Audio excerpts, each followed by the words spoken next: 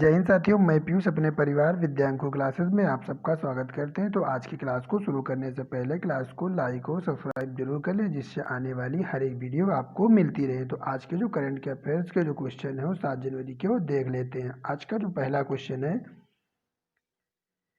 किस नदी में अमोनिया नाइट्रोजन पर रोक लगाने के लिए एक दल का गठन किया गया है? तो इसका सही उत्तर जो हो जाएगा ऑप्शन नंबर बी, यमुना नदी में अमोनिया नाइट्रोजन पर रोक लगाने के लिए एक दल का गठन किया गया है। जो गठन किया है वो केंद्रीय प्रदूषण नियंत्रण बोर्ड ने एक दल का गठन किया है। इसकी जो स्थापना 1974 में हुई थी और इसका जो मुख्यालय है वो नई दिल्ली में है। और जो केंद्रीय प्रदूषण नियंत्रण बोर्ड के जो अध्यक्ष हैं वो शिवदास मीणा हैं। यमुना नदी के बारे में कुछ देख लेते हैं। यमुना नदी जो है वो उत्तराखंड के उत्तरकाशी जिले के यमुनोत्री ग्लेशियर से जो निकलती है, जो गंगा नदी की सबसे बड़ी सहायक नदी है, जो कि प्रयागराज में आके गंगा में मिल जाती है। चलिए अगला क्वेश्चन, केंद्रीय शिक्षा मंत्री रमेश पोखरियाल और किसने संयुक्त रूप से टाइकाथॉन 2021 की शुरुआत की है? तो इसका भी सही उत्तर जो होगा वो option number B, Smriti Irani और रमेश पोखरियाल ने मिलकर टाइकाथॉन 2021 की शुरुआत की है। राजनाथ सिंह जो है वो रक्षा मंत्री जो राजनाथ सिंह है और नितिन गडकरी हैं वो केंद्रीय सड़क परिवहन राजमार्ग मंत्री हैं। जो अगला क्वेश्चन नंबर 3, भारत ने हाल ही में अंटार्कटिका महाद्वीप में कौन सा वैज्ञानिक अभियान शुरू किया है? तो जिसका सही उत्तर होगा वो ऑप्शन नंबर सी, 40वां अभियान जो है भारत ने अंटार्कटिका महाद्वीप में वैज्ञानिक अभियान शुरू किया है।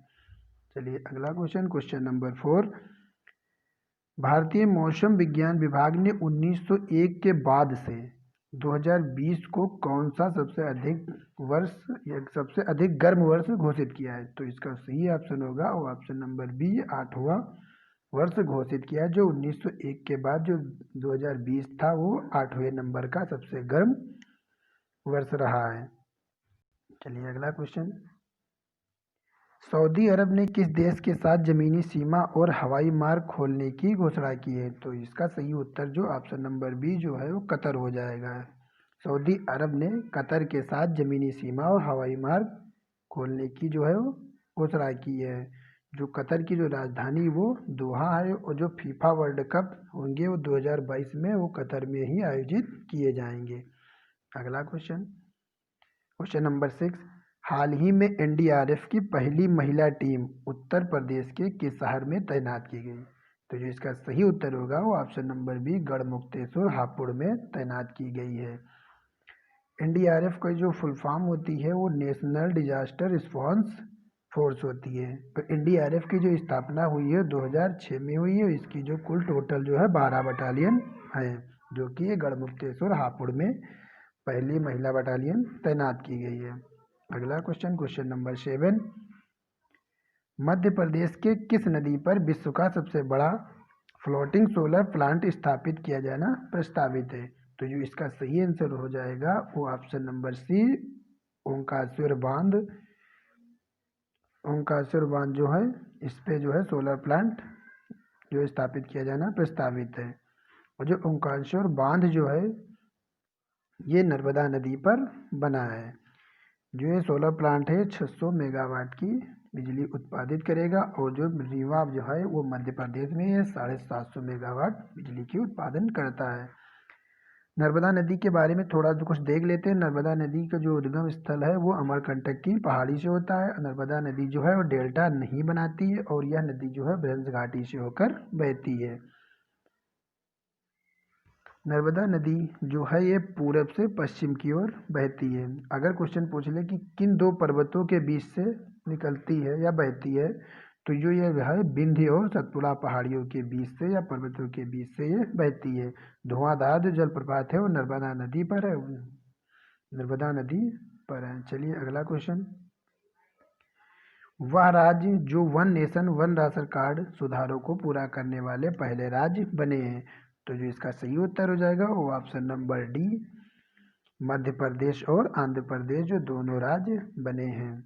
तो जो इन सुधारों को जो 4 सुधार थे उन जो ये चारों सुधार ये हैं, one nation one ration card reforms, ease of doing business reforms और अर्बन लोकल बॉडीज रिफॉर्म्स को पूरे किए हैं दोनों मध्य प्रदेश और आंध्र प्रदेश ने।